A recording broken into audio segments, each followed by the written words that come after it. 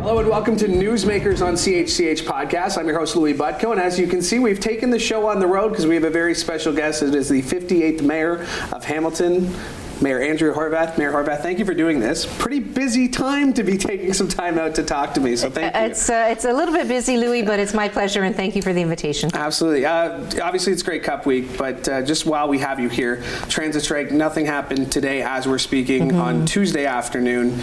We're approaching the first week. How would you say the talks have gone this week? Well, first of all, I want to say that we really value our transit workers, all of our workers in the city of Hamilton, and I know the strike's been hard. It's been hard for them. It's hard for the people of the city of Hamilton, particularly transit users, businesses. It's just hard. It's never easy to go through these kinds of things, and so I'm very thoughtful about that, and I'm concerned. Having said that, we've reached out about 3 times just in the last couple of days to get the talks going again, because the path forward is to get back to talking. It's unfortunate that the expectation is money that we don't have, but there are many things we can talk about, many things that would be valuable to the workers, the transit workers, and we want to have those conversations. And so I'm hoping that we can have those conversations as quickly as possible. You've expressed the unfortunateness that it's gotten a little personal. Well, you know what? It is unfortunate when that happens, but it's not really personal. It's about respecting the working folks of this town, respecting the council, the people who pay the freight, if you will, the folks that pay taxes in this community, as well as the workers. I guess it's a matter of making sure that everybody understands that we're really trying our best to come to something that's fair and that's reasonable. And you'll know that our biggest union, CUPE, settled for an amount that 12.75, but it wasn't only CUPE Hamilton that settled for that. Most of the agreements that are being settled right now as we speak are around the same amount, around 12.75. And so it's reasonableness that has to prevail here. It's everybody wants the strike over, right? That's what it comes down to. On People want to be able to get on the bus. Yes. It's just let's find a solution, and it seems that both sides seem to be working hard on that. And I'm hopeful. I'm hopeful we can get to some conversations. Perfect. Well, let's move on to some fun happenings around the city this week. It is Grey Cup week. I've seen you all over. Saw you at the boat down there yesterday. You were at the Breakfast of Champions this morning. What does it mean to you to get to showcase Hamilton in this way? It's thrilling. So we're a town that loves our football, yes. Right? The best fans, the most dedicated fans in the whole CFL. So we love our football. We love our Tiger Cats. We love our partying. That's true. We love our city. Yeah. And so it's magic. Really, it is magic right now. And there is a sense of that excitement and the anticipation. There's already a few events that have occurred. As you mentioned, the Cup is now here, which was a really cool event that happened. We've had the Breakfast of Champions, which is, again, that encouraging of young people in sport and the gratitude around all the coaches and volunteers that help young people succeed in sport. And there's more to come, right? There's the fan zone. There's the festival on James Street North, Carrie Underwood. It goes on. And then, of course, game day, which is going to be absolutely thrilling. And yes, if there's one thing, the Cats aren't in. Our Cats are not in the game. But I'm sure that the Alouettes and Winnipeg are going to give us a really good show. It seems like now, obviously, they had this event a few years ago during COVID, but now that the world seemed to have opened up a little bit. But more than that, now in Hamilton, right now, there's exciting stuff happening. Like to be able to showcase that, we talk about the Renaissance of Hamilton is quoted quite a bit, ad nauseum it feels sometimes. But how is that more than just words? The Renaissance of Hamilton. Well, first of all, I would never say ad nauseum when I'm talking about Hamilton ever. So that's on the record. All right, that's on the record. I'm only kidding you. But it's interesting. Our downtown has struggled in the past, and it was doing really well. I think it was really starting to come alive, and then COVID hit, and so there's a little bit of catch up that we're doing. But really, when you look at the investment that's coming here, you might know that many years ago I was a ward councillor, 1997 to 2004, and I used to walk from my home in the east part of downtown to City Hall and pray for a crane. And now I look around the downtown, and you really can't look in any direction without seeing a crane. So the investment's here. It's not coming, it's here already. We know there's going to be much more investment. I was thrilled to finally get the HUPEG deal across the finish line. When I got here and realized that it was a bit mired, I really pushed hard. I pushed hard, and we signed that deal with HUPEG, with OVG. Amazing. LRT's coming, and no matter what people think one way or another, you can't have all of these massive buildings and all of these new people along the LRT, along that corridor or that space without a mass transit system. It's just not going to work. So there's going to be a little bit of disruption for sure with the construction, but it's well worth it. It really is. You use the word renaissance. I really believe it's the next iteration of our city, and yes, that's partially downtown, but there's a lot of investment that's happening in other parts of the city as well, in terms of employers, in terms of the green economy, in terms of advanced manufacturing, in terms of biomedical and health sciences innovation. It's pretty great. There's a lot. There's a lot. I mean, there's a lot, because we talk about the piers and the development out there, and the Stelco lands, and the conversion there. You mentioned HUPEG. We were both down there at First Ontario Centre with Tim Lywicki and the excitement around that. You mentioned LRT. I mean, there's a lot going on. That's not just a figure of speech. Like, there's a lot going on, Mayor. How can you keep track? How do you keep track? Well, you know what? It's interesting. It's been a year, and so there's definitely a learning curve, and there was a shift going from being, responsible for a political party and official opposition, and then coming to sit in this chair in Hamilton, kind of coming back home, if you will, in some ways, in terms of being on city council, but with a whole bunch of new councillors as well.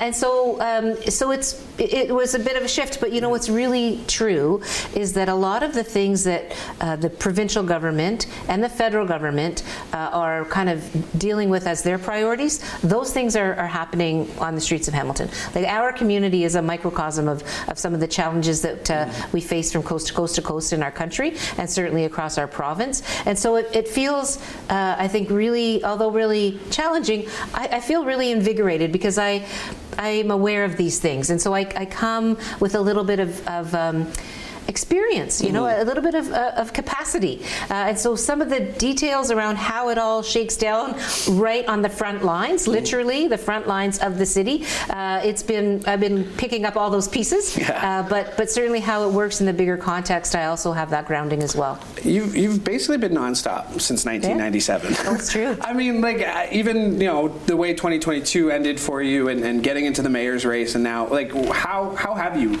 handled this transition to this new role? What's been maybe a challenge, and what's been your favorite part about it? Well, a challenge, I would say, would be that it's you don't often find the time for yourself that you need, and so that's what I'm starting to work on a bit more. But what has been wonderful is, it's my heart and soul. Like, Hamilton is my heart and soul, and always has been. It's where I always got my passion, my energy, my desire to serve the public in a political way. That's all because of the Hammer, and not just the city, but the people in the city. I've had the pleasure and the honor of really getting back to my roots in terms of the grassroots community, and in making and developing new relationships with the business community, with the Indigenous leadership here, both urban and with the Six Nations folks who just elected their new chief. As a matter of fact, she's on my list of calls. But celebrating at Pride after some challenges that have occurred over the years was amazing. Making sure that the arts and cultural scene that I really worked hard at trying to foster that back in 2000, right? I mean, many years ago, and seeing that come to fruition and still supporting, that scene. I talked about investment, and particularly industrial and advanced manufacturing, going around some of our business parks and meeting some of the captains of industry, if you will, but really, like, the SMEs, the small and medium-sized enterprises, the employers that drive our economy. It's just amazing. Yeah. Well, I mean, I might get some slack from the internet, but who doesn't get slack from the internet? But just sitting here listening to you, like, genuine, right? And which is not. It's difficult to sometimes come across genuine. Do you feel that because of your previous role that sometimes that this love just doesn't come off that way? Because I find that your love for the city seems like you can go on for hours. I almost had to cut you off there, right? But is it just because that, like, how do you balance that criticism that you get from all these years of doing that previous job to transition to this? Like, it seems like it would be difficult. I hear what you're saying, and I think that there's no doubt that the role was a different role. And it's funny because people say, well, you know, she can't have a conversation with Doug Ford because she used to yell at him. I did used to yell at him. It was my job. Yeah. But he knew that. He knew that was my job. And it is true that they say that the closest order of government to the people is the municipal order of government, right? And it's true. When I moved to provincial, I don't think I've ever told this story on air, so I'm going to tell you. But I've told it to other people, so that'll be familiar to some. But when I went provincial, I had passion. There were big things. There had been big things that had happened that I thought I could have a voice on at the provincial level from my experience as a Hamiltonian and as a city councillor in Hamilton. And they say you get distant, it becomes a bit distant. And it's true, it did. It was a little bit like I wasn't like walking to my work anymore in my own town in the riding that I represented, right? I was now in Toronto 4 days a week and only back on weekends. And then I became the leader of my party. Yeah. And the distance increased even a little bit more. And so you still love your community and you still love the people that sent you there and you still work hard on their behalf. But a lot of it becomes, through your staff at the local level. So I missed it. To be honest with you, I missed it. And I felt what kept me going, really, knowing that I was missing my hometown, my roots, was knowing that I was building an opposition that I thought had an important voice for the very people that I represented in Hamilton. So affordable housing, health care, making sure that we had decent jobs in our city, that people were taken care of, that long-term care is an issue, hospital funding, and all of those things, right? I was kind of at that level, at the provincial level, but it was still the inspiration was still coming from home. But it did feel distant. It does feel distant. You're further away from the people. So being back, not only do I sometimes walk to work, not often enough, but I get my groceries here all the time, which I did a lot before then as well. But I wasn't consistently at home. I was responsible for the whole province. Yeah. So it wasn't just the riding anymore. I would just as quickly be in Hamilton as I'd be in Ottawa, or in Kingston, or in Windsor, or in Thunder Bay, or even further afield. So yeah. Very, very different job. Different job. Different job. I mean, you're looked at as a leader in both. What is that like now? Because you can dictate policy, right? You can have your opinion, but at the end of the day, in that roundtable, you are just one of 15 voices. What's that? Well, except that the buck stops with the mayor. I believe the buck stops with the mayor. I mean, there are going to be decisions where I think that it should have gone a certain way, and it didn't, and I have to respect that.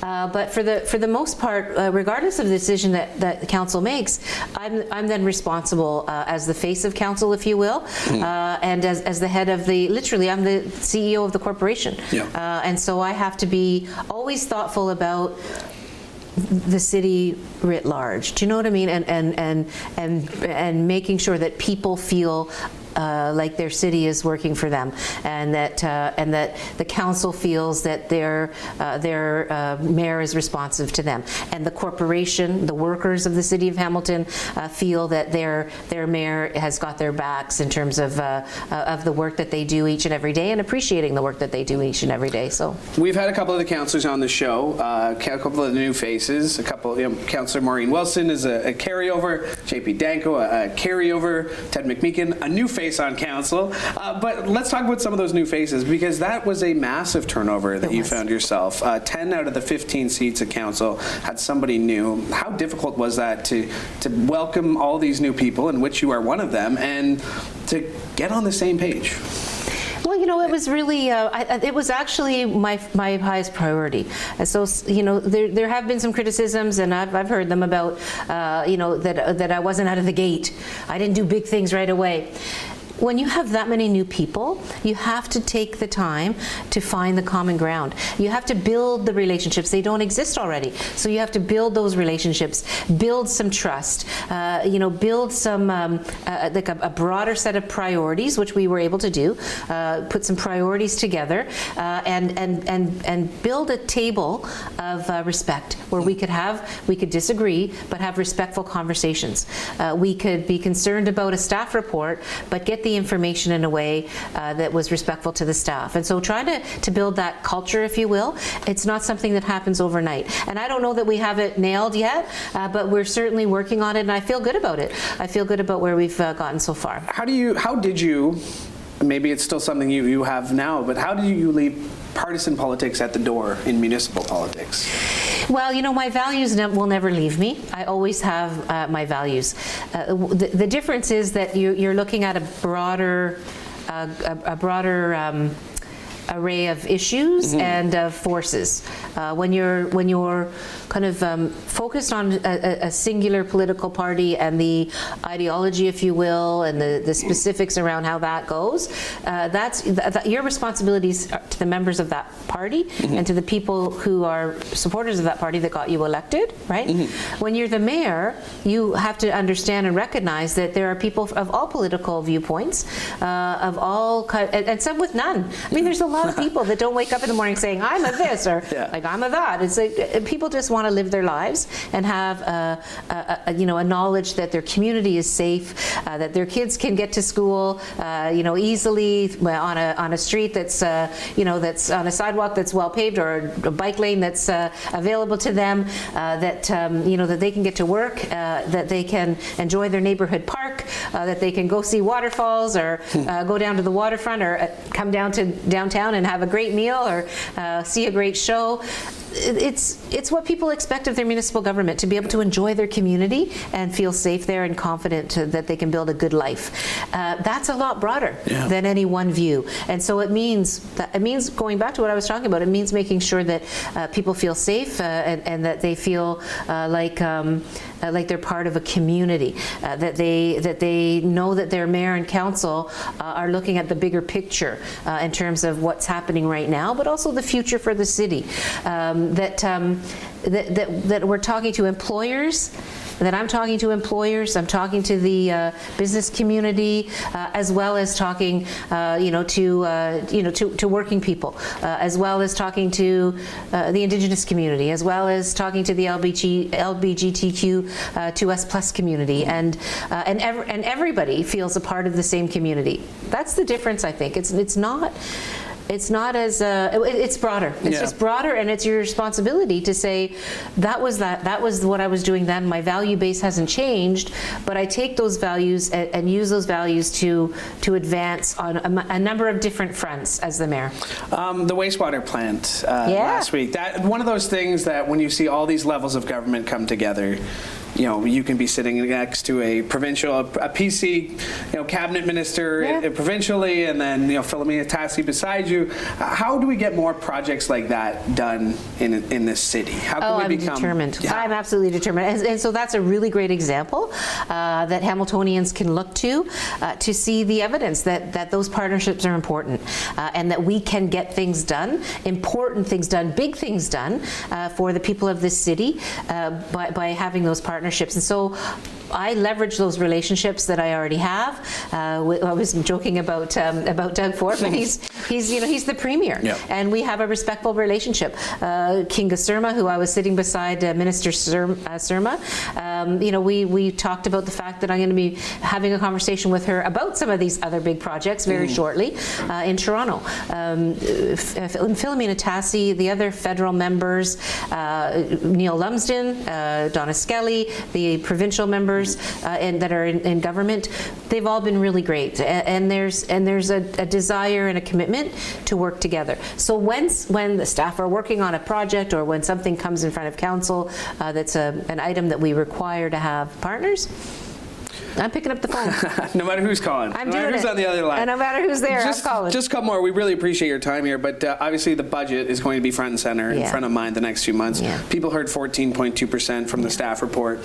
There was a councillor, I remember this meeting specifically because you were battling COVID, but you still called in during the budget talks after Councillor McMeekin's motion, excuse me, that's a mouthful, McMeekin's motion. McMeekin's motion. There you go. I won't be able to say it 3 times. Okay, good. I struggled with once. But the budget, that's going to be front and center on every mind. How are you, as the mayor, as the CEO of the corporation, approaching these talks?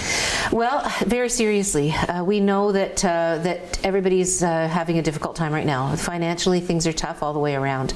The interest rates are high. People have had to, re-sign mortgages at much higher rates, and those who haven't already will be very, very shortly.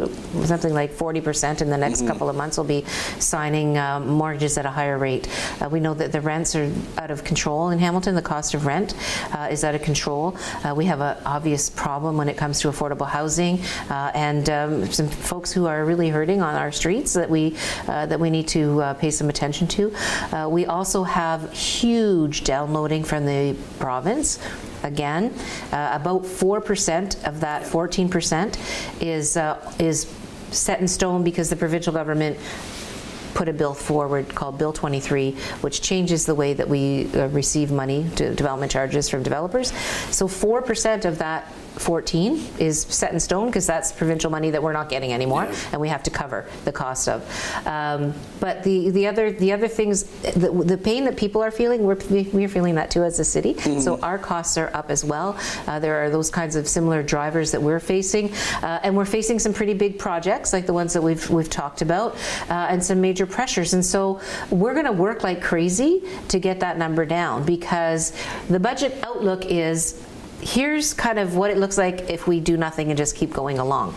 But there are things we can do, and I've asked our finance folks, I've asked our treasurer, Mike Zagaric, to bring back some options that include looking at, for example, are there things that we can do or should be doing differently? So instead of just going along the way we're going, where can we make some changes to maybe create some savings? What can we do in terms of fiscal policy or financial policy around our existing reserves? Now, reserves are important because they help with your credit rating, and we don't want to do anything irresponsible at all. And they're not reliable. I mean, there's something that you can maybe help. You can maybe get some help from them on a rainy day. It's pouring right now, so we're going to look to that. But that's not sustainable for the health of the organization. We have to, be very careful about that. But we're looking at those kinds of things.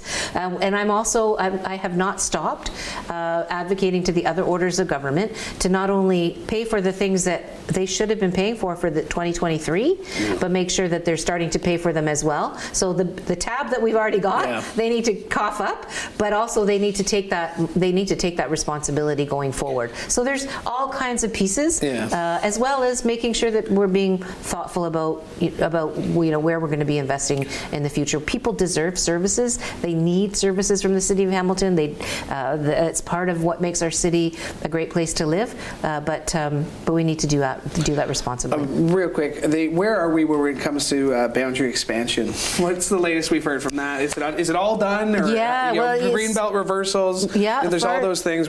Where are we right now? As far as I know, the Greenbelt reversal is complete. That's done. We're not going to see expansion into the Greenbelt. That's a commitment that the government made. As far as I know, I don't think I've seen any legislation yet, but it's apparently it's good, and I'm happy about that. I mean, I'm really, really happy. The city and the council, previous council, and this council on Greenbelt, on urban boundary expansion have been solid. We don't need to expand into a bigger urban boundary, nor do we definitely not need to go into the Greenbelt. So on the urban boundary. In fact, as we're taping this this segment, the council was meeting today, the committee actually, the Planning and Development Committee, on a staff report that advised that we have to send information back to the government about the urban boundary issue. And my understanding is the council or the committee has committed to maintaining the old urban boundary and letting the government know that that's our path forward. There was a whole sort of election about that too, was there not? I mean it was pretty obvious, It was pretty clear what the city wanted on that. Pretty clear. We talked about your favorite part of being the mayor, but I do want to get, because it is Grey Cup week, because there's a lot going on, your hot spots. Where is your favorite place in the city to grab a bite to eat? Oh my goodness. I'm going to put you on the spot here. The hardest question probably of the interview. You know, it's so funny because I discover new places all the time. It's quite amazing. It depends on what you're looking for, right? But you can get anything in the city of Hamilton these days, whether it's an amazing pizza, I could talk about Shorty's, I could talk about Bread Bar, whether it's a steak dinner. I mean, we've got Conversate, which is brand new. We've got Victoria's. We've got the new Radius that used to be on Augusta and now. And then there's all kinds of pubs and I could name a number of those too. But that's just that's just looking around, literally around from here, where I would look. But then there's amazing places in Dundas, in Ancaster, Stony Creek. I mean, no matter where you go in the city, there's amazing things on offer. Now, me and my camera guy, we're really into sandwiches, so we were hoping you'd have a good sandwich spot for us. A sandwich spot? I'm not really all that into sandwiches. All right. But you know what's really good? Burnt tongue. Okay, soup soup and sandwich. There you go. Burnt tongue. Duarte's, by the way. There's a free plug for Duarte's is fantastic. There you go on Barton Street. Great, right on Barton Street. 100%. Yeah, there you go. Yeah. Mayor, I know you are very busy. And Starpolsky's is there too, isn't Starpolsky's? Absolutely. 100%. Yeah, there you go. I appreciate you making the time. Thank you so much. My pleasure. All right, my thanks to Mayor Horwath for joining me. My thanks to you. Make sure you like and subscribe to CHCH Podcast so you never miss an episode. From all of us here at CHCH, I'm Louie Butko. Have a great day.